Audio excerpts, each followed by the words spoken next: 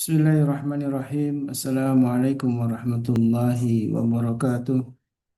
Waalaikumsalam Waalaikumsalam warahmatullahi warahmatullahi wabarakatuh. wabarakatuh. Hamdan katsiran thayyiban mubarakan fih kama yuhibbu rabbuna wa yarda. Asyhadu an la ilaha illallah wahdahu la syarika lahu wa asyhadu anna Muhammadan abduhu wa rasuluhu alladzi la nabiyya wa la rasula ba'dah.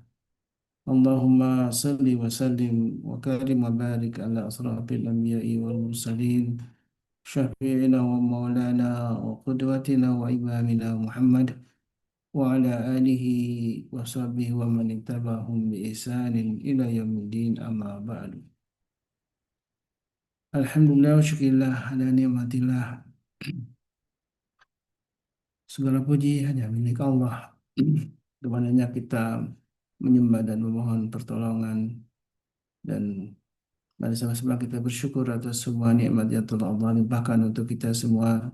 Nikmat yang hingga saat ini Allah masih mengistiqomahkan kita dalam kebaikan, masih mengistiqomahkan kita untuk terus beramal soleh, dan bukan karena buah iman tentu tidak mungkin kita masih bisa melakukan kebaikan. Karena itulah mari sama-sama bersyukur karena nikmat iman Islam inilah yang hingga saat ini Allah masih memberikan kita usia untuk terus menambah pundi-pundi amal soleh kita, hingga mudah-mudahan kelak dengan amal itulah Allah memberikan ridhonya kepada kita semua. Salawat dan salam tentu senantiasa kita mohon kepada Allah agar tercurah kepada Nabi kita baginda Rasulullah SAW, juga kepada keluarga beliau dan juga para sahabatnya, yang mudah-mudahan kita termasuk umatnya yang kelak akan mendapatkan syafaat dari beliau. Amin ya Allah ya Rabbal Alamin. Jamaah yang Allah, Alhamdulillah kita berjumpa insya Allah dalam kajian bersama Ustaz Sa'al Mubakari, dan tentu sekali lagi bersyukur atas semua nikmat Allah yang hingga saat ini di Masjid di bulan Haram, sesuai dengan tema yang insya Allah akan dibahas tentang keutamaan Muharram. Maka eh, di bulan yang mulia ini mari sama-sama kita manfaatkan dengan berbagai amal soleh. Sebagaimana kita tahu, salah satu bulan haram yaitu adalah Muharram, dan tentu keutamaannya yang juga sudah kita tahu betapa Allah akan lipat gandakan pahalanya untuk kita semua. Sebaliknya, bahkan dosa pun Allah lipat gandakan, dan inilah eh, kemuliaan sekaligus menjadi pengingat untuk kita semua untuk mewanti-wanti ya, mewaspadai jangan sampai kemudian eh, kita terseret dalam perbuatan dosa di bulan haram. Bukan berarti di bulan lain tidak dibolehkan, tapi tentu menjadi satu kemuliaan yang bulan ini, kalau di zaman dulu di masa-masa Arab Jahiliyah, kemudian diabadikan juga dalam syariat Islam tentang keutamaan bulan-bulan haram itu yang tidak boleh ada peperangan. Jadi ajaran semua suku yang saat itu biasanya berperang, maka di bulan-bulan haram mereka eh, menurunkan senjatanya. Jadi ada ceasefire ya, gencatan senjata, karena memang dimuliakan di saat itu. Dan alhamdulillah eh, kemuliaan ini juga Allah kemudian abadikan dalam syariat Islam, dan hingga saat ini kita mudah-mudahan terus menjadi orang-orang yang memuliakan bulan ini dengan cara amal-amal soleh. Dan di bulan Muharram tentu ada satu puasa yang sudah kita pahami juga, ada puasa Asyura di tanggal 10. Dan inilah juga bagian dari keutamaan bulan Muharram. Dan bulan ini memang banyak sekali peristiwa-peristiwa penting yang terjadi di dalam sejarah, ya. Dan ini berkaitan tentu kenapa Allah memilih Muharram menjadi tempat peristiwa-peristiwa penting itu. Tentu ada rahasia yang yang ada dalam dibalik semua peristiwa itu.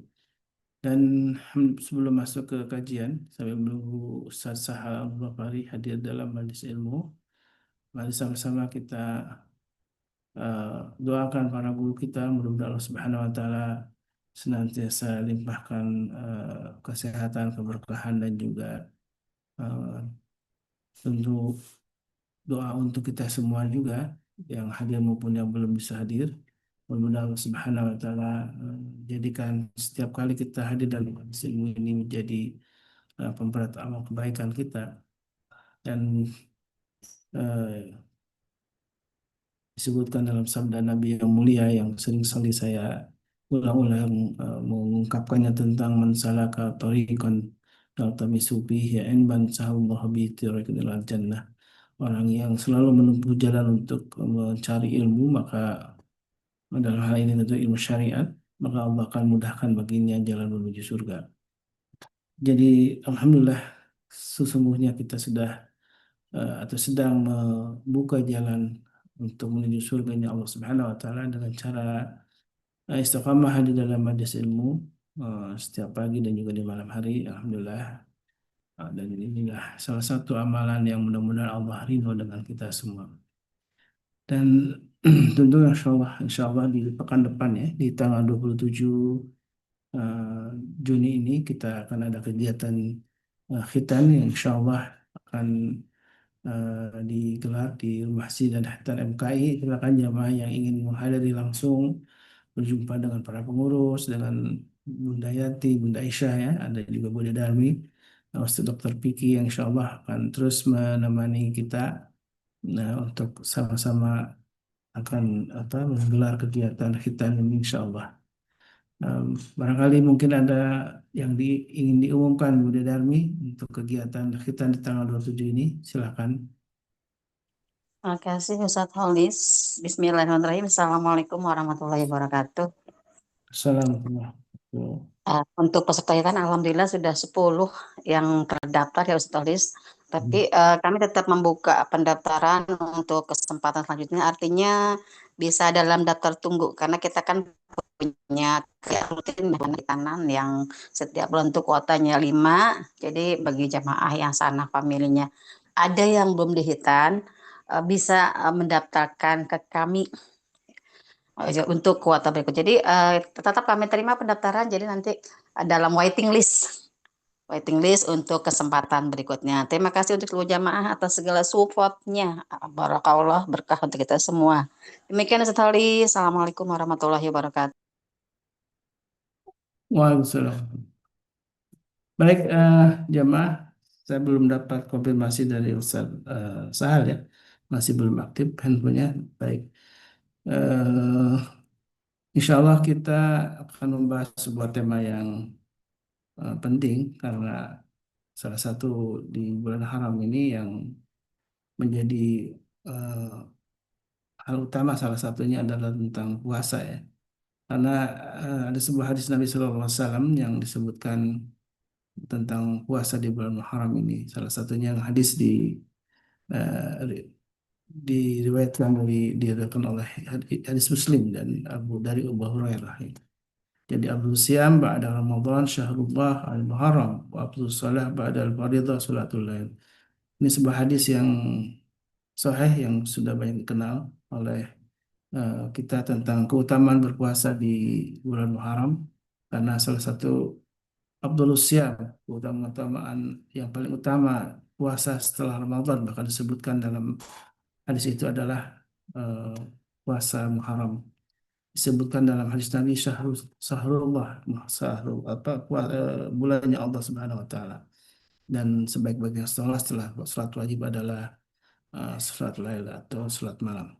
Alhamdulillah Ustaz Sahal sudah bersama kita, sudah hadir dalam hadis ini. Uh, Sambil menunggu beliau siap-siap barangkali ya. Mari jamaah jangan lupa untuk selalu mendoakan ya jamaah yang lain juga yang hadir dan jangan lupa untuk selalu nge-share kajian-kajian ini, mengajak juga sahabatnya, tetangganya, saudaranya untuk juga menikmati lezatnya ilmu ya. Hidayah melalui ilmu yang disampaikan oleh para guru kita. Dan ini adalah amal yang ketika kita terus istiqomah menunjukkan mengajak orang lain kepada kebaikan, maka kebaikan yang didapat oleh orang itu pun disebutkan dalam hadis Nabi akan kita peroleh juga mendana al-khairin falahu ajrun mislu ini. Jadi orang yang menjadi fasilitator kebaikan itu akan mendapat amal jariah kebaikan dari orang yang kita ajak. Jadi, Masya Allah ya, sebenarnya dengan mudah sekali ketika kita ngajak orang lain untuk hadir dalam majelis ilmu dan orang itu mendapat kebaikan, tentu pahala dari Allah Subhanahu wa taala. Kita pun orang yang ngajak itu akan dapat pahala. Amal yang sederhana dan sering kita lalai kita untuk melakukannya. Mari sama-sama kita share ya, ajak atau mungkin ajak sebelum kajian untuk hadir juga dalam majelis ilmu. Assalamualaikum Ustaz Sahab.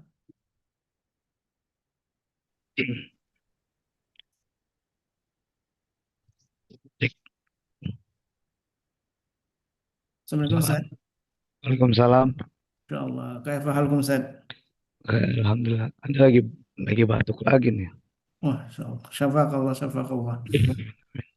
Baik, kita mungkin waktunya bisa di ini kalau mungkin lagi kurang sehat Oh, insyaallah. bang. Aman, aman.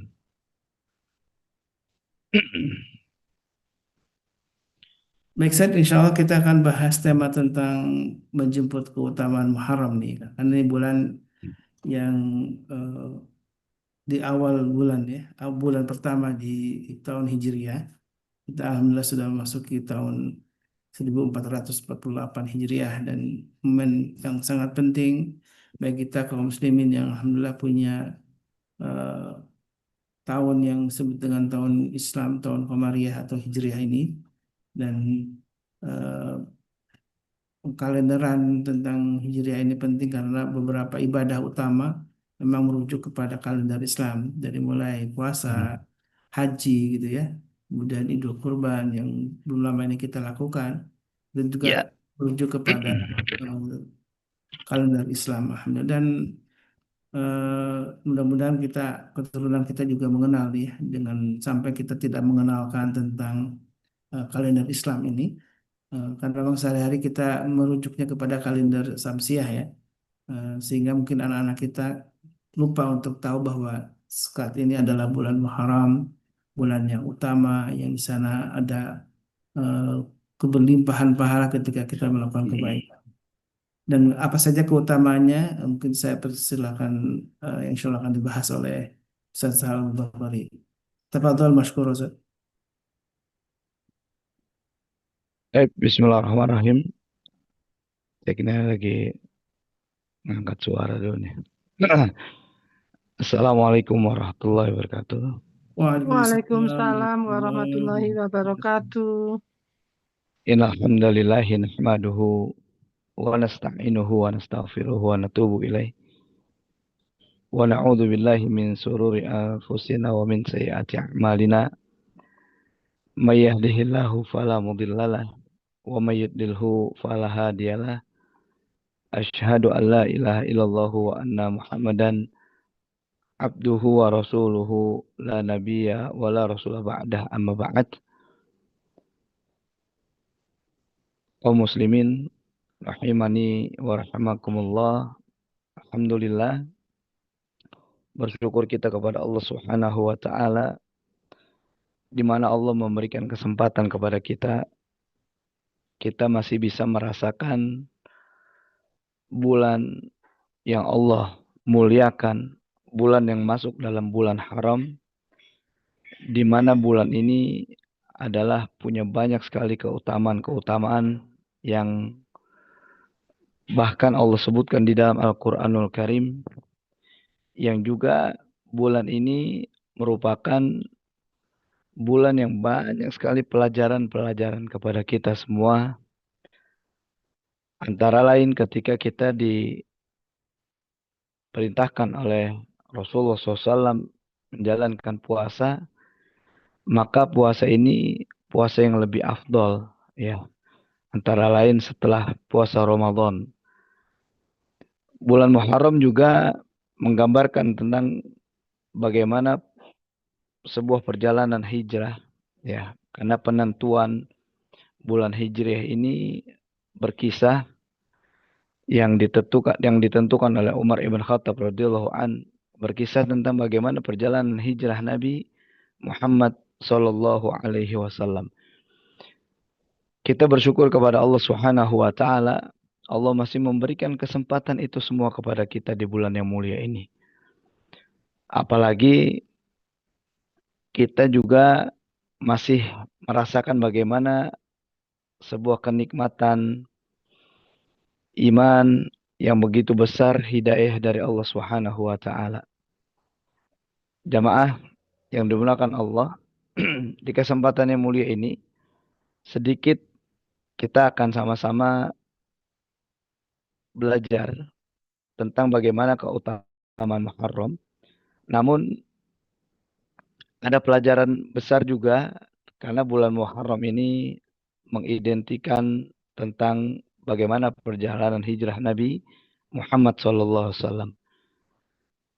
Kita sama-sama ya di kesempatan yang mulia ini kita sama-sama berusaha untuk menjadi kaum muslimin muslimat yang dulunya boleh jadi kita ini adalah seorang haram jadah, kita sekarang sudah berada di atas sejadah. Kita yang jauh dari hidayah, izin Allah, sekarang kita sudah mendapatkan hidayah. Karena perjalanan hijrah Nabi ini begitu besar sekali perjuangannya. Kalau kita lihat sejarah, yang turun langsung dalam proses perjalanan Nabi itu adalah iblis laknatullah alaih. Ya, makhluk yang disebut adalah makhluk laknat oleh Allah Subhanahu wa taala. Makhluk yang Allah laknat. Kemudian bukan hanya itu. Pada saat proses hijrahnya Nabi, manusia yang paling jahat di muka bumi. Ya, bahkan kalau kata Nabi Muhammad SAW, dia adalah seorang Fir'aun. Di zaman Nabi Muhammad adalah Abu Jahal. Jadi yang saat itu kondisi hijrahnya Nabi Muhammad SAW itu adalah dari sisi manusia makhluk yang paling jahat yang menghalangi Nabi. Dari sisi makhluk yang lain adalah iblis laknatullah alaih yang memang berusaha menghalangi hijrahnya Nabi. Artinya di bulan Muharram ini kita ini ada pelajaran yang begitu besar. Kita harus sama-sama mengingat kembali bahwa pelajaran yang bisa kita ambil adalah ternyata ini sebuah pelajaran perjuangan. Ya, apalagi nanti kalau kita lihat bagaimana sebuah kisah-kisah yang terjadi di bulan Muharram, di mana kita tahu ada cucunya Nabi Muhammad SAW, Husain, ya Husain radhiyallahu an, yang dimana Husain radhiyallahu an itu dibunuh. Nanti juga sedikit kita sama-sama ambil sebuah pelajaran ya, ambil sebuah kisah. Kemudian Nabi Musa alaihi salam juga diselamatkan oleh Allah Subhanahu wa taala. Artinya di bulan Muharram ini bulannya perjuangan. Walaupun kenapa Muharram disebut Muharram, harrama yuharrimu. Ya, hari yang diharamkan. Hari yang diharamkan untuk apa? Untuk berperang. Karena memang ini sebuah gambaran di mana di zaman Nabi Muhammad SAW itu banyak sekali peperangan-peperangan yang terjadi. Nah, antara lain bulan Muharram ini bukan bulan yang dibolehkan yang berperang, tapi di sisi lain bulan ini adalah bulan perjuangan yang sangat luar biasa untuk kita. Ya, makanya kalau kita lihat di sejarah yang terjadi di bulan Muharram, bahkan ketika peristiwa demi peristiwa yang kita bisa saksikan bersama tentang Muharram, ini adalah sebuah gambaran untuk kita bersama. Kita diajak merenung sejenak, kita diajak untuk sama-sama menuju menjadi yang lebih baik. Karena gambaran hijrah itu sendiri ketika Nabi dihalangi, kemudian kita saksikan di waktu duha saat itu, ya, di mana para pemuka Quraisy berkumpul dari Bani Naufal, Bani Abdiddar. Kemudian kita tahu di situ banyak para pemuka Quraisy yang siap membunuh Nabi Muhammad SAW. Tapi subhanallah, Allah Subhanahu wa taala punya strategi yang sangat luar biasa. Makanya kalau kita mau menjadi kaum muslimin, muslimat, mukminin, mukminat yang senantiasa dalam hidayah Allah Subhanahu wa taala, maka jangan pernah keluar dari koridor Nabi Muhammad SAW. Ya. Kemudian di dalam kesempatan yang mulia ini, kita tahu betul bahwa keutamaan-keutamaan yang kita bisa rasakan di bulan Muharram, antara lain puasa yang tadi juga disebutkan sama Ustadz Khalis ya. Kita disebutkan bahwa puasa yang lebih afdol setelah puasa Ramadan, bahkan disebutkan di dalam hadis sahih yang mulia ya. Antara lain disebutkan puasa yang paling utama setelah Ramadan adalah puasa di bulan haram, yakni Muharram. Maka jangan sampai kita lewatkan. Kenapa? Karena ketika Nabi Muhammad SAW bertemu seorang Yahudi di Madinah, kemudian dia sedang berpuasa. Ketika ditanya, kenapa puasa? Karena dulu Bani Israel diselamatkan Allah ketika Nabi Musa alaihi salam ya dikejar-kejar oleh Fir'aun. Kemudian Nabi menjawab, justru kami yang lebih berhak daripada kalian. Makanya dianjurkan itu untuk diselisihi. Ada namanya hari Tasu'a, hari ke-9 dan hari ke-10. Tapi di momen ini justru diselewengkan. Makanya di kesempatan yang mulia ini, kita sama-sama sedikit bicara tentang sejarah. Tentang bagaimana seorang cucunya Nabi Muhammad SAW yang dibantai. Ini sedikit gambaran aja buat jamaah kaum muslimin. Rahimani wa rahimakumullah. Sedikit kita melihat kenapa bulan Muharram selalu dinodai. Ya, bahasa kita gitu. Padahal ini bulan yang mulia. Bulan yang Allah sebut namanya di dalam Al-Quran. Bahkan kalau kita mau tahu apa sih amalan-amalan yang mesti kita lakukan di bulan Muharram supaya bulan ini tidak ternodai, tidak sia-sia begitu saja. Pertama antara lain kita dianjurkan perbanyak amalan-amalan sunnah. Karena bulan ini bulannya Allah Subhanahu wa taala, pahala yang amal-amal soleh yang kita lakukan ini dilipat gandakan oleh Allah. Bahkan kezoliman atau kejahatan atau maksiat yang kita lakukan ini juga dapat lipatan ganda. Na'udzubillah summa na'udzubillah min dzalik. Karena maksiat yang kita lakukan di bulan ini itu punya double. Pahalanya itu bisa dilipat gandakan. Bisa lebih berat sekali dosa-dosanya. Ya, ketika kita melakukan kesalahan sedikit di bulan Muharram, kemudian ada efek yang bisa kita rasakan adalah dosa ini malah makin dilipat gandakan. Ya, maka ini kita sama-sama berusaha untuk menghindari dosa-dosa bukan hanya di bulan Muharram, tapi harus dihindari di bulan-bulan yang lainnya. Ya. Kemudian antara lain keutamaan yang bisa kita rasakan di bulan Muharram adalah ini momentum kita menjadi manusia yang lebih baik, menjadi manusia yang berusaha yang tadinya kita lupa Allah Subhanahu wa taala, yang tadinya kita tidak ada sedikit pun di hati kita tentang Allah dan Nabi Muhammad SAW. Ini bulan yang sangat besar dan bisa kita jadikan pelajaran kepada kita semua ya. Kaum muslimin rahimani wa rahimakumullah. Bulan Muharram ini tadi saya singgung di awal, bulan yang dinodai ya, bulan yang dinodai oleh orang-orang Syiah. Yang kita lihat dan kita saksikan di bulan Muharram justru mereka adalah bulannya untuk mencaci maki para sahabat-sahabat Nabi yang mulia. Di bulan Muharram ini bulannya di mana mereka mengambil momentum untuk melaknat istri-istri Nabi Muhammad SAW. Jadi kalau teman-teman pernah lihat dan pernah saksikan Asyura, hari Asyura, apa yang dilakukan oleh orang-orang Syiah. Mereka meratapi, mereka sedih, mereka sedang menggambarkan betapa sadisnya, betapa bengisnya pembantaian Husain di Karbala. Padahal kalau kita lihat sejarah yang benar, harusnya kita ahlu sunnah wal jamaah. Harusnya kita yang senantiasa mengikuti Nabi Muhammad SAW.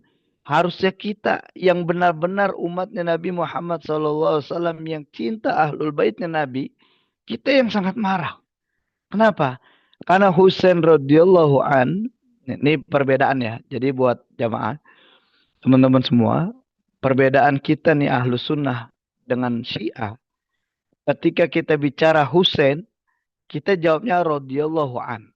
Tapi kalau mereka mengatakan Husain, jawabannya alaihi salam. Nah, jadi kalau misalkan ditanya, kita bedainnya gimana nih? Kita mau lihat Syiah atau Ahlus Sunnah gimana? Coba aja kita sebut nama Husain di hadapan mereka.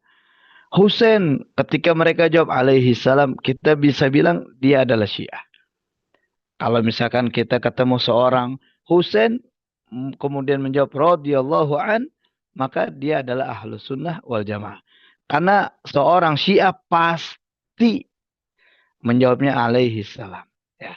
Insyaallah di momentum Muharram ini, selain kita raih keutamaan-keutamaan yang begitu besar, selain kita berusaha menjadi manusia yang lebih baik, yang kita bisa sama ambil pelajaran tentang bagaimana sejarah yang pernah ada ya di permukaan, ya yang bahkan dicatat oleh para ulama-ulama kita terdahulu. Bahkan di situ ada Abu Said Al-Khudri yang pernah melarang Husain untuk mendatangi kota Kufah. Jadi ada sedikit ceritanya, sejarah yang saya pernah pelajari bahwa di 10 Muharram itu, ya, di mana saat itu di Kufah ada 4.000 warga Kufah. Mereka mengirim surat. Ya, ini di bulan Muharram ya. Di bulan Muharram mereka ngirim surat ke Mekah.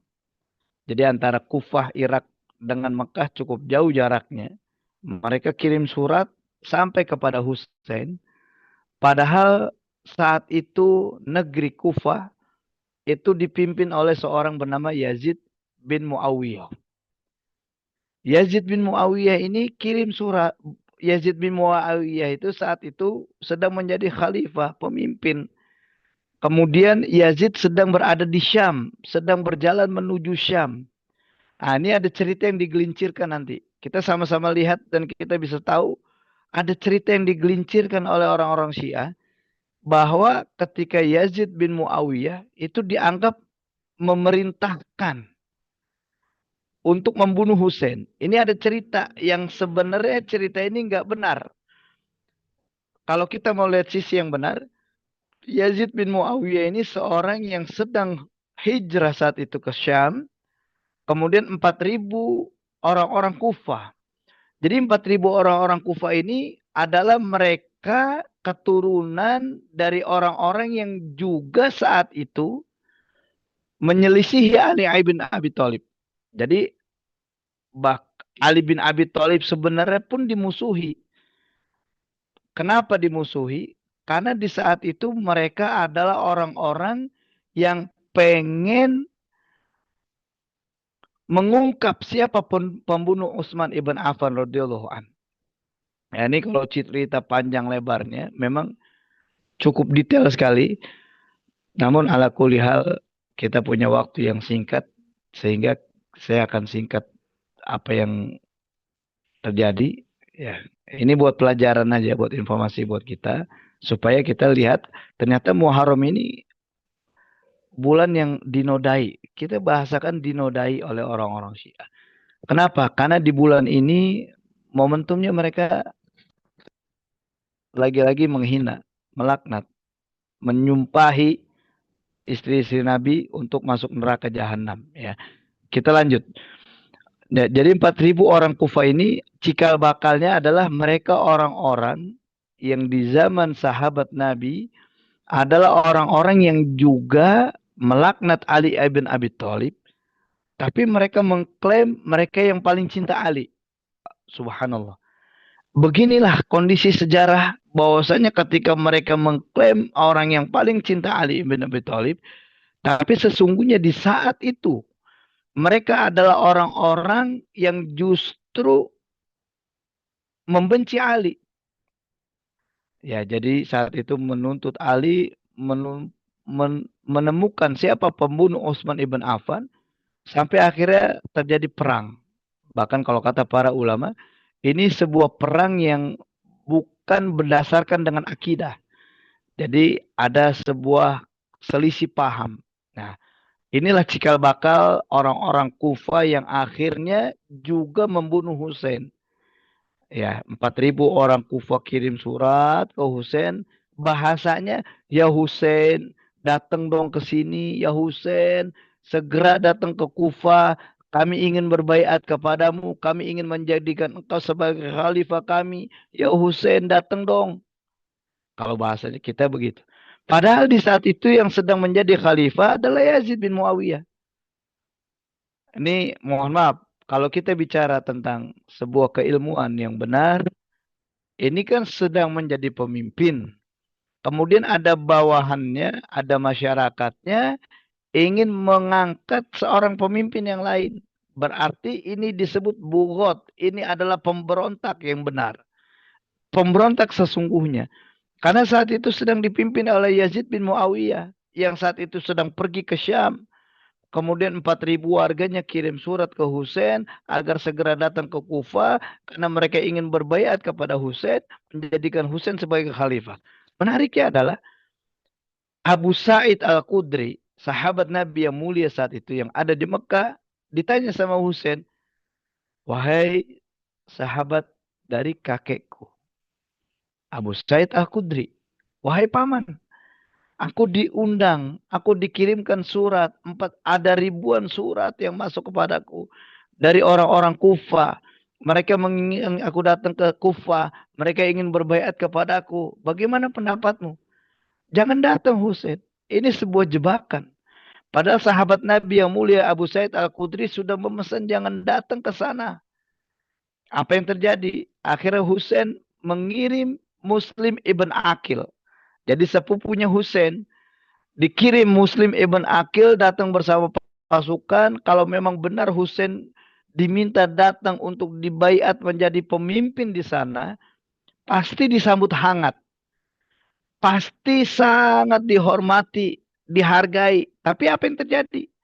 Muslim ibn Aqil datang ke Kufah, disambut oleh orang-orang Kufah yang mereka kirimkan surat kepada Husain untuk dibaiat. Tapi yang terjadi adalah justru Muslim ibn Aqil, sepupunya Husain radhiyallahu an, itu ditangkap dan dihukum mati.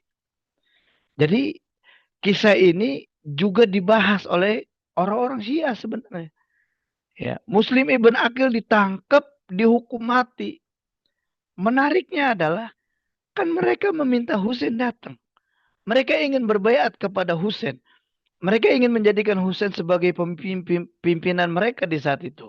Padahal pimpinannya adalah seorang Yazid bin Muawiyah. Mereka ingin datangkan Husain.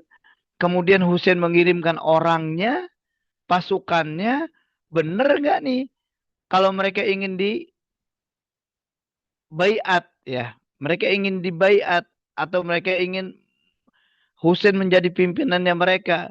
Kalau memang benar, coba sampaikan pada Muslim bin Aqil. Tujuannya itu sebenarnya. Tapi subhanallah Muslim bin Aqil justru dihukum mati. Muslim bin Aqil ngirim surat datang ke Husain. Ya Husain jangan datang ke sini. Sesungguhnya mereka ingin membunuhmu. Mereka ingin menangkapmu. Mereka ingin menyiksamu. Jangan. Karena kami aja di sini dihukum mati sama mereka. Kemudian rasa penasaran inilah yang akhirnya Husain sampai di Kufah. Sebelum sampai di Kufah, kemudian melewati Karbala. Karb ini adalah kesedihan, bala ini bencana. Kemudian benar yang terjadi di situ, Husain dikepung oleh 4.000 orang-orang Syiah sebenarnya. Yang di sana mereka sudah bersiap membunuh Husain. Di situ juga hadir. Jadi banyak juga anak-anak dari sahabat Nabi yang mulia. Anak-anak dari saudara-saudara Nabi Muhammad SAW, keturunan-keturunan Nabi banyak di situ. Bahkan dari Ali Zainal Abidin, ya, dari cucunya cucunya Ali ibn Abi Thalib juga ada di situ. Ketika mereka datang bukan disambut hangat, bukan disiapin karpet merah, mereka bukan benar-benar untuk menjadikan Husain sebagai pemimpin, justru ketika itu mereka dikepung, ditangkap, yang terjadi adalah Husain radhiyallahu an kemudian dibunuh oleh 4.000 orang-orang Kufah yang ada di sana. Bunuhnya sadis, bunuhnya bengis, bunuhnya tidak berperi kemanusiaan.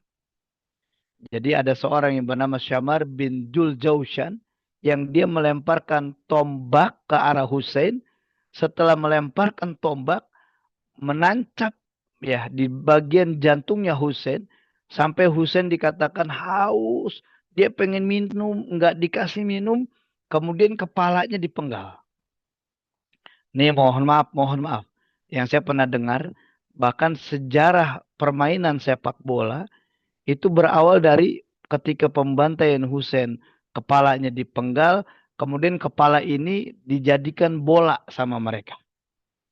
Jadi sebenarnya sepak bola ini adalah permainan yang dimana tujuannya menghina Husain radhiyallahu an. Ya awal mulanya ya. Ini ada sejarah yang saya pernah baca, yang saya pernah dengar. Akhirnya ketika mereka sudah berhasil membunuh Husain, lihat cikal bakalnya orang-orang Syiah dari dulu sampai sekarang itu punya sifat yang sama. Ini karakter musuh-musuh Allah Subhanahu wa taala ini punya karakter yang sama. Kita lihat bagaimana Yahudi, ya kita tahu Yahudi adalah orang-orang yang Allah murkai. Bagaimana karakternya mereka. Subhanallah.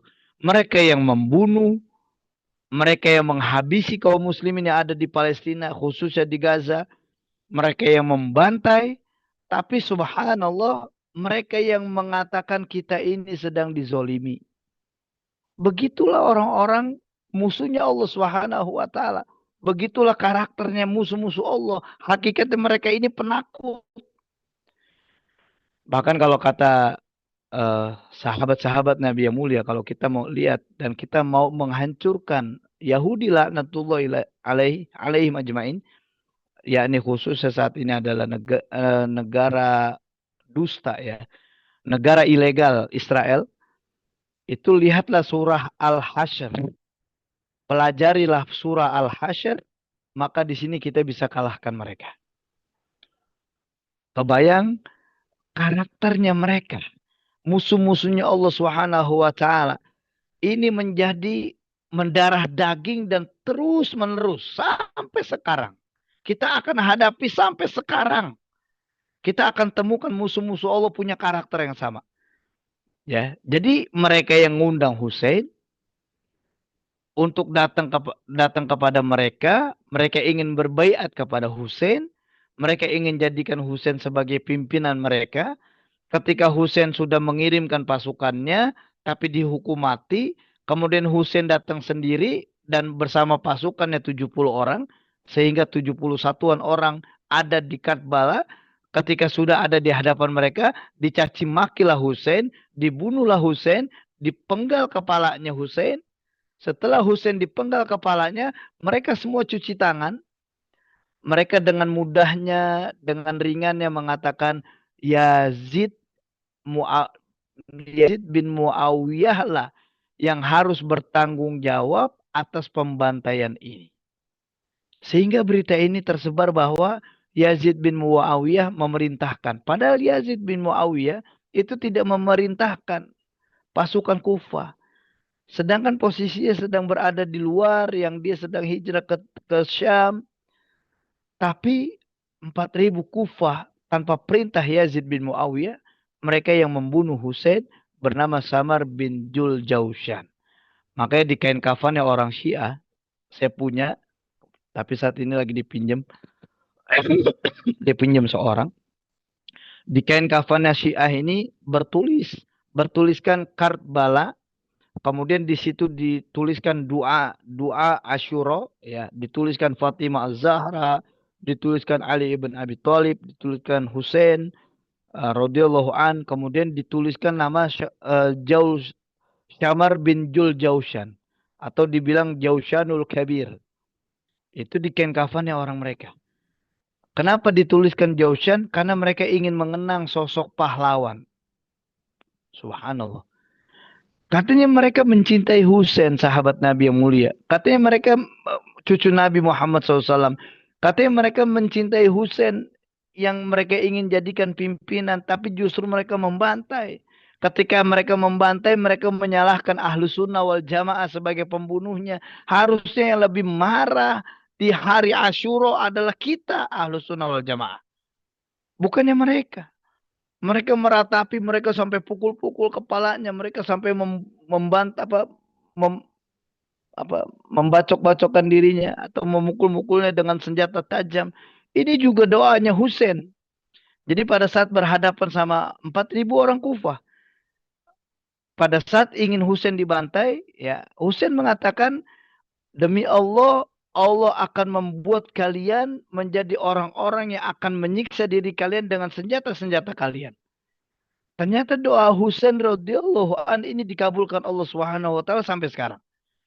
Makanya kalau jamaah kaum muslimin, jamaah Majelis Keluarga Indonesia yang dimuliakan Allah Subhanahu wa taala, kalau mau tahu ya, orang-orang Syiah itu ketika Muharram datang, mereka ambil silet itu anak bayi sepun, anak bayi ya, anak kecil nih, anak bayi masih piyik kalau kata kita. Itu dipakein silet di bagian kepalanya, ditoreh, harus berdarah. Kenapa? Mereka ingin menggambarkan Muharram ini adalah hari pertumpahan darah. Hari di mana kita harus balas Ahlus Sunnah wal Jamaah. Hari di mana mereka menanamkan dendam yang begitu dalam, bahwasanya kita harus balas, kita harus tumpahkan darahnya Ahlus Sunnah. Jadi sebenarnya gambarannya itu. Mereka ingin menumpahkan darahnya Ahlus Sunnah karena Ahlus Sunnah harus bertanggung jawab atas pembantaian Husain radhiyallahu an. Padahal yang membantai itu mereka, yang membunuh itu mereka. Mereka yang cuci tangan, tapi mereka mencari kambing hitam. Siapa yang harus mereka lawan? Subhanallah. Beginilah karakternya musuh-musuh Allah Subhanahu wa taala. Ya.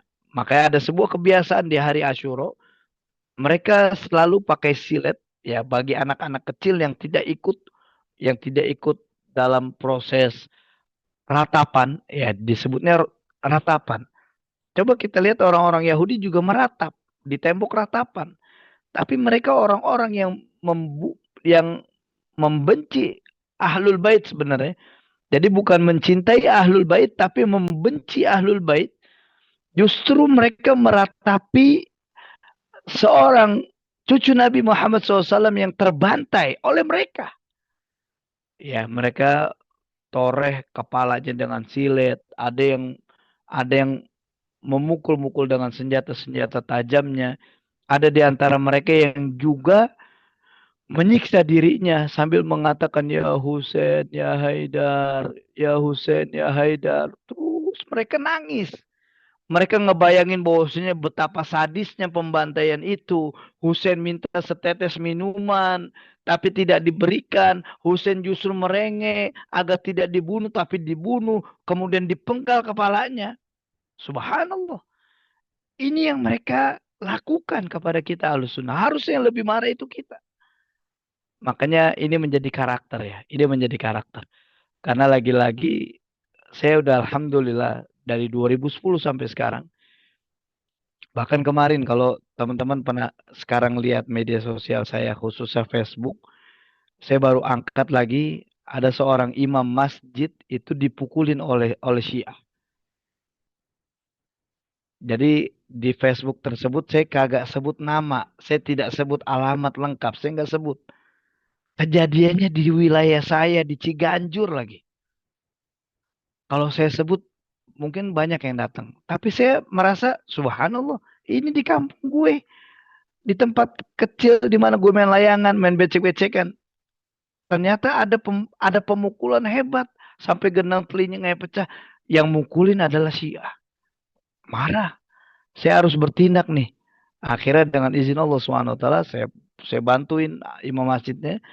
Ketika mereka bilang diancam akan diramein sama orang-orang timur, dia nyebutnya orang timur. Saya datengin malam itu orang timur. Pokoknya di malam itu saya udah, kalau dia jual saya beli jadi dah. Saya borong, berapapun orangnya, kagak peduli. Subhanallah, akhirnya mereka nggak ada yang nyerang.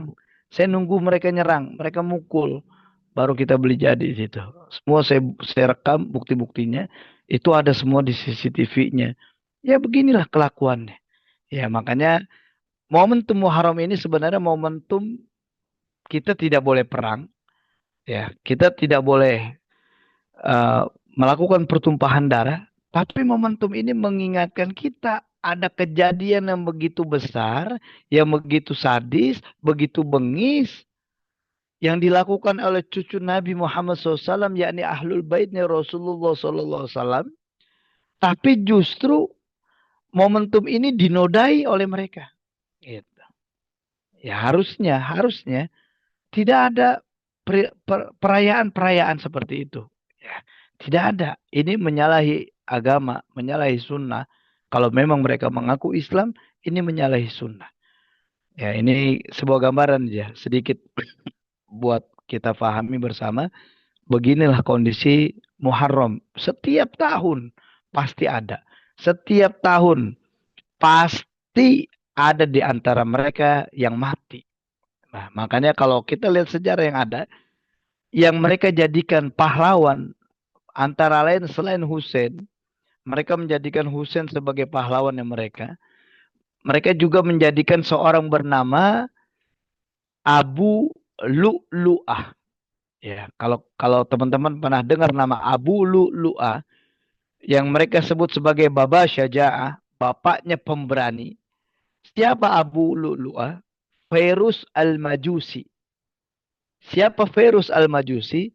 Dialah yang menusuk Umar ibn Khattab radhiyallahu an, membunuh Umar ibn Khattab radhiyallahu an. Ketika Umar sedang sholat, ditusuk oleh seorang bernama Fairuz Al-Majusi. Yang saat itu mereka mengaku sebagai Muslim. Makanya di kalangan Syiah, dia disebut sebagai Baba Syaja'ah, bapak yang pemberani karena berhasil menusuk Umar ibn Khattab radhiyallahu an. Di makamnya Abu Lu'lu'ah, yang mereka katakan Baba Syaja'ah, di makamnya mereka kumpul, mereka berdoa, mereka mengatakan, ya Allah, kumpulkan kami kepada Abu Lu'lu'ah. Kumpulkan kami bersama Abu Lu'lu'ah. Kita aminkan mereka. Kenapa? Karena Abu Lu'lu'ah udah pasti di dalam neraka jahanam. Kita aminkan doa-doanya mereka. Ya ini gambaran ya. Gambaran bahwasanya ada kejadian yang begitu luar biasa. Selain tadi Nabi Musa alaihi salam dikejar-kejar oleh Fir'aun, kemudian Allah selamatkan, itu juga ada di bulan Muharram. Ini makanya bulan ini sebenarnya kalau kita lewatkan momentum yang begitu besar, selain momentum hijrahnya Nabi Muhammad SAW, yang kita tahu juga begitu mengerikan bagaimana proses hijrahnya Nabi. Kalau kita mau tahu siapa orang-orang yang berjasa pada saat proses hijrahnya Nabi, ada Abu Bakar, Abdullah ibn Abu Bakar. Abdullah bin Abu Bakar ini anaknya Nabi, anaknya dari Abu Bakar As-Siddiq radhiyallahu an, yang dia punya tugas menjadi seorang yang memata-matai perbincangan apa yang diucapkan atau dibincangkan oleh pemuka-pemuka Quraisy ketika tahu ayahnya yakni Abu Bakar As-Siddiq radhiyallahu an bersama Nabi Muhammad sallallahu alaihi wasallam itu hijrah. Abdullah bin Abu Bakar ini dia selalu nguping di Makkah, kemudian bolak-balik tuh dari Mekah sampai ke Gua Thur. Insya Allah nih jamaah Majelis Keluarga Indonesia diberi kesempatan sama Allah Subhanahu wa taala menjadi tamu-tamunya Allah. Saya hampir sering ketika menjadi pembimbing umroh, saya ceritakan dulu momentum sejarah yang terjadi, hijrahnya Nabi, bahkan ketika Gua Thur, saya sampaikan ke jamaah, ini Gua Thur, di mana Abdullah bin Abu Bakar dari Mekah dia bolak-balik ke sini hanya ingin menginformasikan kepada ayahnya dan kepada Nabi apa yang mereka bincangkan. Kemudian ada Asma binti Abu Bakar yang disebut wanita dua ikat pinggang, bolak-balik dari Mekah sampai Gua Sur yang hampir jaraknya 5 kilo, 3 sampai 5 kiloan. Itu bolak-balik bawain makanan dan minumnya kepada ayahnya dan kepada Nabi Muhammad SAW. Di situ ada Amir bin Fuhairah, seorang penggembala kambing yang bawa gembalaan kambingnya dari Makkah sampai Goa Thur. Tujuannya apa? Karena saat itu kontur tanahnya padang pasir, ya. Kontur tanahnya menaik. Kontur kita lihat bagaimana kondisi padang pasir ketika ada orang yang berjalan pasir tercetak tapak kakinya. Amir bin Fuhairah ini punya kambing yang begitu banyak, dibawa gembalaannya, dibawa kambingnya melewati padang pasir dari Makkah sampai Gua Sur untuk menghilangkan tapak kaki Abdullah bin Abu Bakar dan Asma binti Abu Bakar. Jadi ini strategi luar biasa yang memang diterapkan oleh ayahnya Abu Bakar As-Siddiq dan Rasulullah SAW. Kemudian di situ adalah Abdullah bin Uraikid, seorang musyrik, seorang yang hanya menginginkan uang menjadi petunjuk jalan. Makanya kalau kita lihat nih, ketika kita melakukan perjalanan dari Mekah atau dari Madinah menuju Mekah, ya dari Mekah menuju Madinah atau Madinah menuju Mekah, itu selalunya jalur utara. Selalunya jalur utara. Selalunya sampai sekarang nih jalur utara yang dilewati. Tapi Abdullah bin Uraikid, seorang petunjuk jalan yang sangat handal di saat itu, membawa Nabi dan ayahnya, ya ayahnya Abdullah bin Abu Bakar dan Asma binti Abu Bakar atau Abu Bakar As-Siddiq, membawa keduanya menuju jalur selatan. Melewati Laut Merah sampai dengan Yaman, sampai dengan Madinah akhirnya. Makanya ini lagu Tola al-Badru alaina min Thaniyatil Wada. Ini lagu ini kalau kita lihat sejarahnya, solawat ini, kalau kita lihat sejarahnya, yang katanya ini dinyanyikan, dibaca pada saat penyambutan Nabi, ternyata kalau kita lihat sejarah, ini bukan saat itu dibacanya. Ya, jadi kenapa? Karena ketika kalimat Tola'al badru alaina, kemudian ada kalimat min Tola'al badru alaina. Terus gimana deh Bu? Saniyatil wada wala Tola'al badru al-badru alaina. alaina min Min saniyatil ya wada. min saniyatil wada. Saya ingin sampaikan min saniyatil wada. Ini nama jalan di jalur utaranya Madinah. Jadi ini nama jalan min saniyatil wada, dari Saniyatil Wada. Nama jalan di jalur utaranya Madinah. Sedangkan Nabi dibawa oleh Abdullah bin Uraikid, ditemani sama Abu Bakar As-Siddiq radhiyallahu an, itu tidak lewat jalur utara, tapi jalur selatan. Itu ya. Jadi momentum Muharram ini luar biasa. Bagaimana perjuangan Nabi Muhammad SAW yang di saat hijrah pun ada seorang anak muda yang sangat berani. Ada seorang anak muda yang luar biasa, yang tangkas, bijaksana, yang punya pengetahuan luas. Dia adalah Ali ibn Abi Thalib radhiyallahu an, yang dia menjadikan dirinya, dia pasang badan, siap mengorbankan nyawanya untuk membela Nabi. Di mana? Pada saat Nabi pergi, yang tidur di tempat tidurnya Nabi Muhammad SAW adalah Ali ibn Abi Thalib. Artinya Muharram ini adalah momentum yang kita bisa ambil pelajaran yang begitu besar. Ini adalah bulannya perjuangan. Bulan Muharram ini adalah bulan yang sangat luar biasa yang harus kita ambilkan pelajaran yang begitu besar.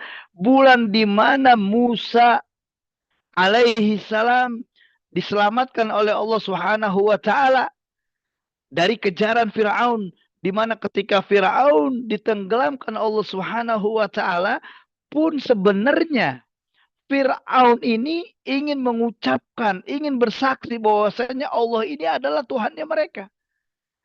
Tapi lagi-lagi malaikat Jibril justru buru-buru ngambil tanah itu disumpel. Ini disebutkan di dalam hadis Sahih mulia ketika malaikat Jibril sedang bercerita kepada Nabi Muhammad Shallallahu Alaihi Wasallam. Malaikat Jibril bercerita kepada Nabi Muhammad SAW bahwasanya tahu nggak apa yang terjadi, apa yang kami lakukan pada saat Fir'aun ditenggelamkan Allah.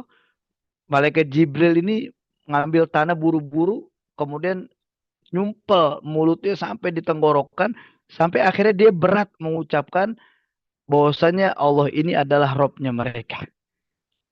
Kenapa? Karena malaikat Jibril tahu kalau sampai Fir'aun bersaksi bahwasanya adalah Allah ini Robnya, pasti Allah terima. Gitu. Malaikat Jibril tahu. Kemudian Nabi senyum-senyum, jahil juga nih, gitu kan kalau bahasa kita jahil juga nih Jibril. Ya itu yang dilakukan. Ya ini momentum besar. Muharram ini bukan hanya kita menjalankan amal-amal sunnah, kita menjalankan amal-amal soleh yang banyak saat ini, kita melakukan puasa, bukan hanya itu, tapi ada momentum yang harus bisa kita ambilkan pelajaran bahwasanya disinilah ada penanaman nilai-nilai tauhid yang harus kita jaga bareng-bareng. Karena Nabi Musa alaihi salam tidak pernah tahu bahwasanya laut yang di hadapannya bisa terbelah. Tapi ketika Allah perintahkan untuk menyeberangi lautan tersebut, dijalanin. Kenapa? Karena di situ ada Allah Subhanahu wa taala.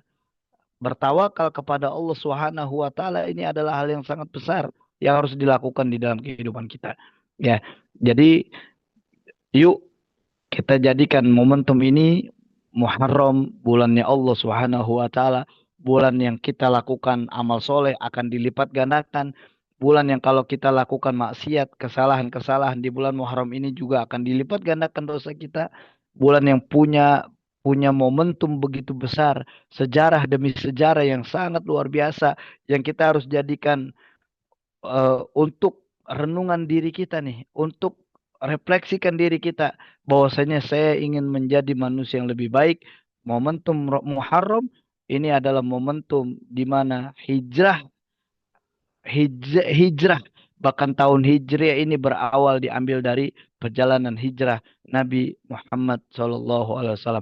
Dan bulan Muharram ini adalah bulan di mana kita sama-sama disadarkan bahwa ada sejarah yang sedang diputar oleh orang-orang Syiah yang kita harus sama-sama tahu bahwasanya mereka sedang menodai. Karena 2013, 2014 saya pernah masuk ke ICC, ya, Islamic Cultural Center namanya, pusat kebudayaan Iran. Saat ini ada di Jakarta Selatan, persis berderet dengan Departemen Agama, kantor Departemen Agama, Republika itu berderet. Saya pernah masuk ke dalam sana, bahkan 3 kali kalau nggak salah masuk. Pas yang keempatnya saya ketahuan, kemudian saya DPO akhirnya masuk daftar pencarian orang.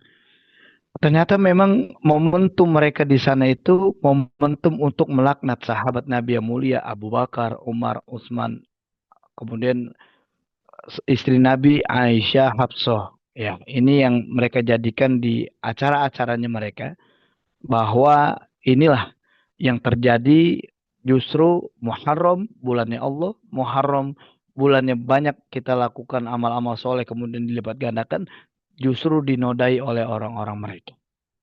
Paling tidak itu yang bisa kami sampaikan. Boleh silakan jamaah yang didoakan Allah Subhanahu wa taala yang mau nanya bisa. Wafikum barakallah yakum. Alhamdulillah jazakallah khairan katsira.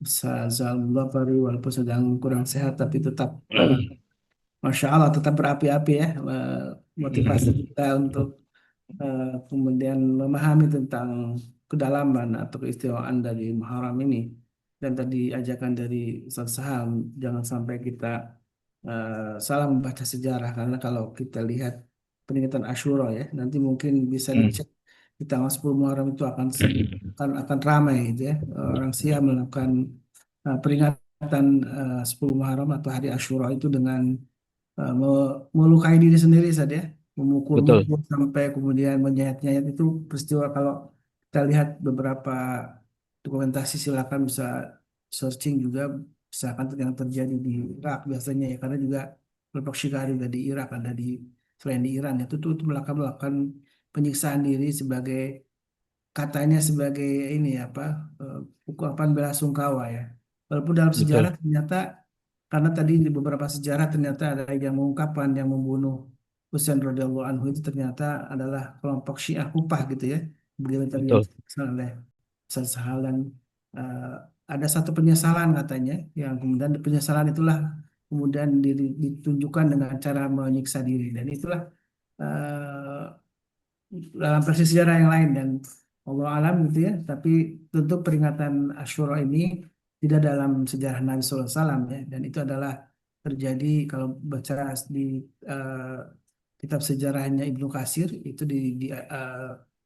terjadi di apa, di Tahun era-era 61. eh, Daulah Kufah ya, di Irak gitu ya, di Buhai. Jadi itu memang jadi jauh setelah Rasulullah SAW, bahkan di era-era setelah era Muawiyah gitu ya. Jadi jemaah yang dimuliakan Allah, silakan yang ingin mungkin bertanya, sharing gitu ya. Mudah-mudahan dengan kita memahami dari aspek sejarah maupun tadi kedalaman makna dari Muharram ini, kita makin termotivasi untuk terus perbanyak amal soleh kebaikan di bulan Muharram ini. Dan jangan lupa, karena ada puasa 10 Muharram yang keutamanya disebut oleh Rasulullah, itu menghapus dosa setahun yang lalu. Maka kemudian ada juga istilah puasa Tasu'a saja di 9 Betul. Muharram. Jadi ini belum pernah dilakukan oleh Rasulullah, tapi Rasulullah sempat berniat Menyelisihi. melakukan puasa di tahun depan mendatang.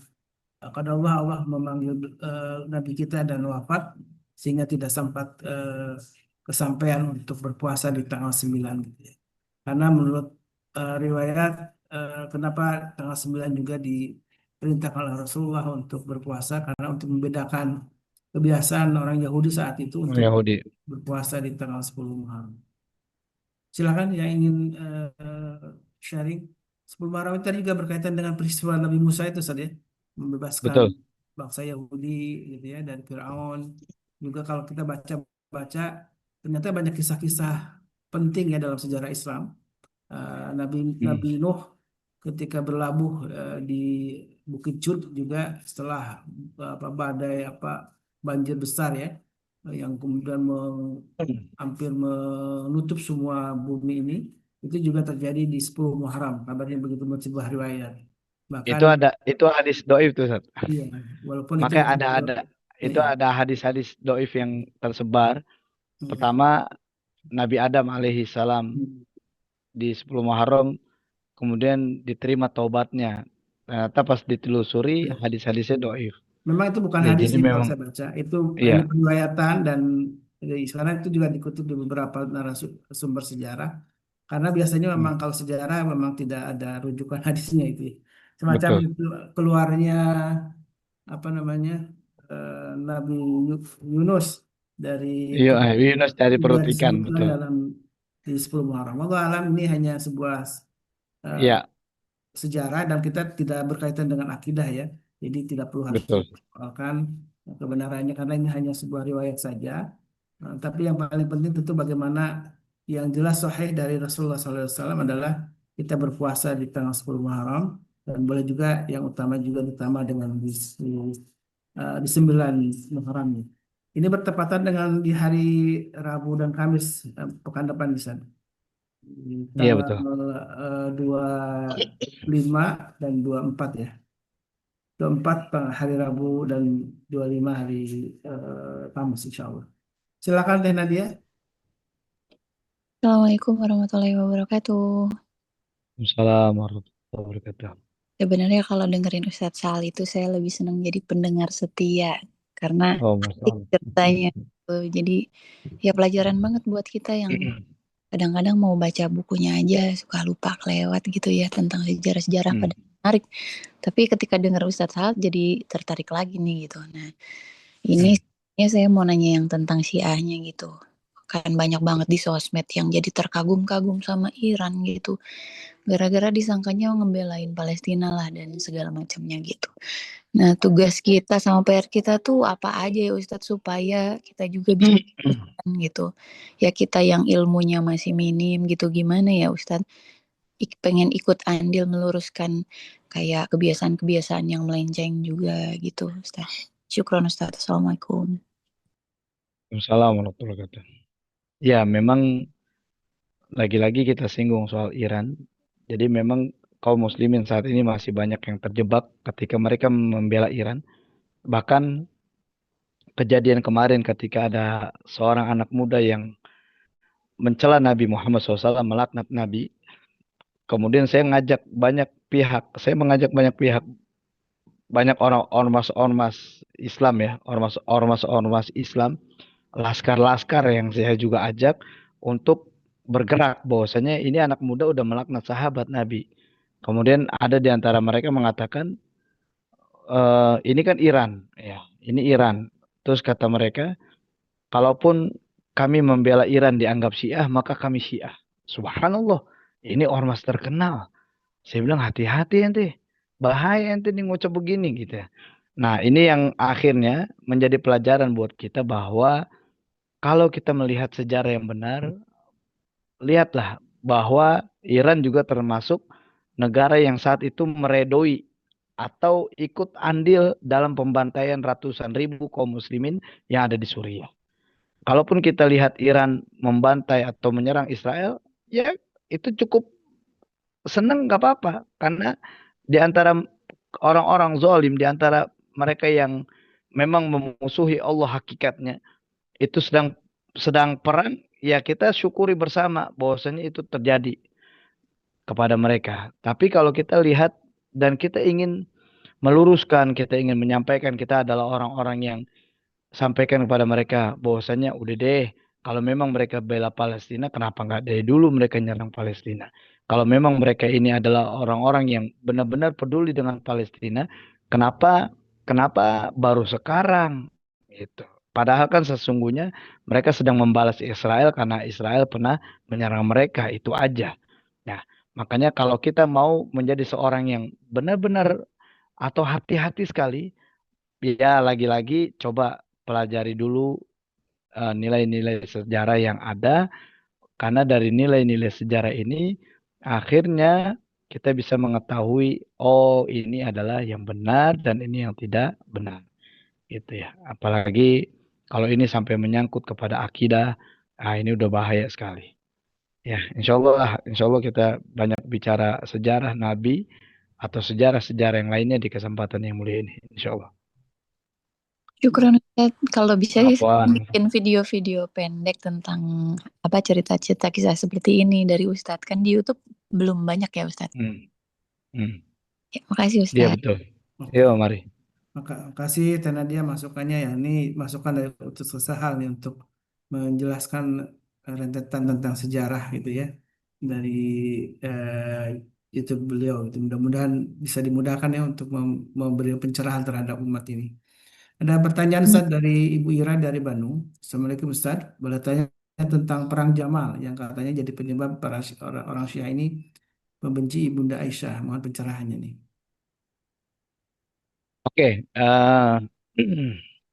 Jadi sebenarnya nama Jamal itu berawal dari kata artinya onta ya. Ya Jamal itu kan artinya onta. Sebenarnya itu bukan perang. Ini hanya kesalahpahaman ya. Tidak selesainya proses proses hukum yang terjadi. Jadi awal mulanya ketika khalifah sebelum Ali ibn Abi Thalib adalah Utsman ibn Affan radhiyallahu an, yang dimana ini dibunuh. Ini juga asal muasalnya Syiah ini. Abdullah bin Sabah ini seorang Yahudi yang mengaku Muslim, yang akhirnya dia menjadi provokator. Ya, dia menjadi provokator juga.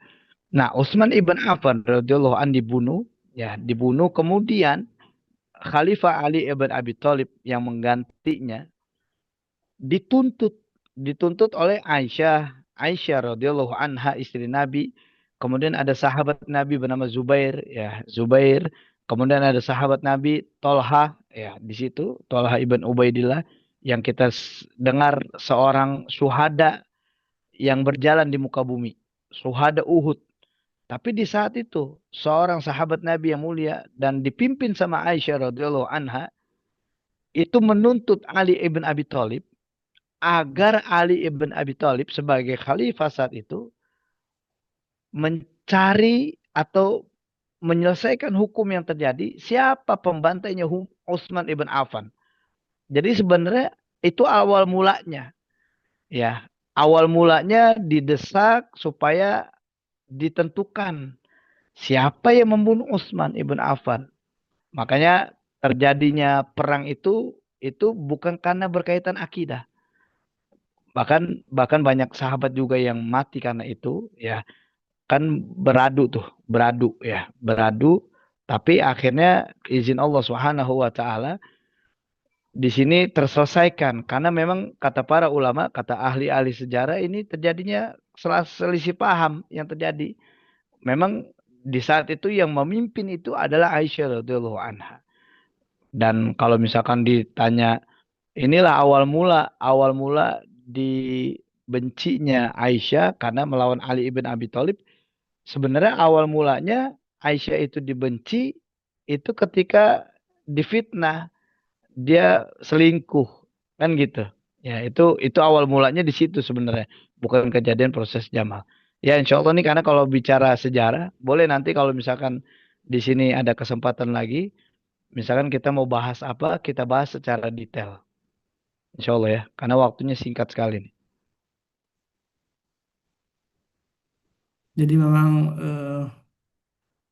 ini memang terjadi polarisasi Islam ini terjadi setelah eh, kejadian pembunuhan Utsman bin Affan ya, kemudian Utsman betul berlanjut fitnah awalnya di situ. awal fitnah itu ya, kemudian berlanjut kepada era Ali bin Abi Thalib radhiyallahu anhu juga khalifah yang keempat ya, dan ada khalifah yang kelima ketika era Hasan bin Ali itu disebut Amul Jamaah ya, karena berupaya untuk Betul, menyatukan kembali umat Islam.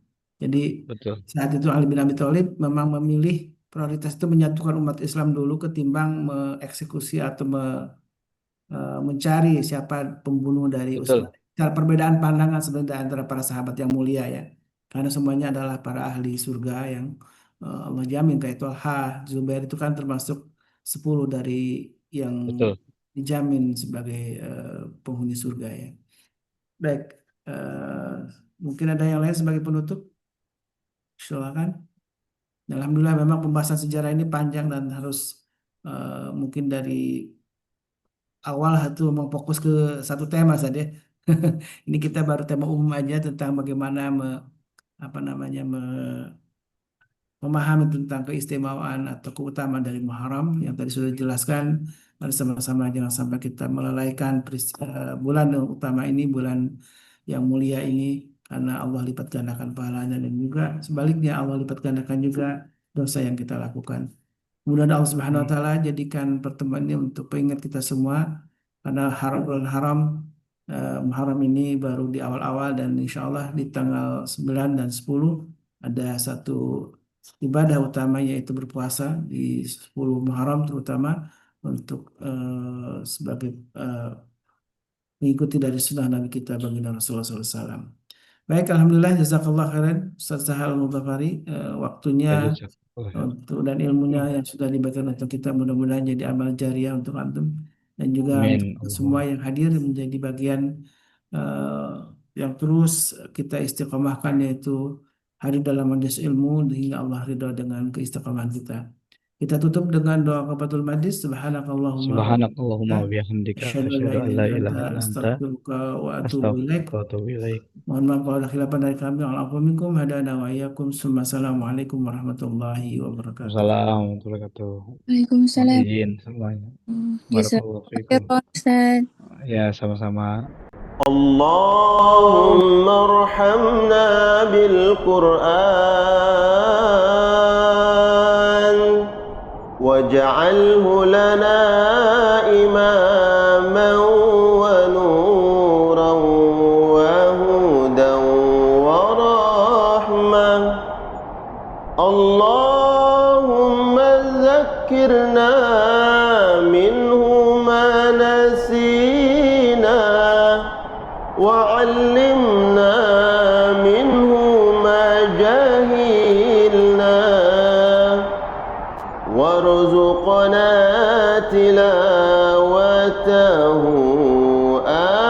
آناء الليل وأطراف النهار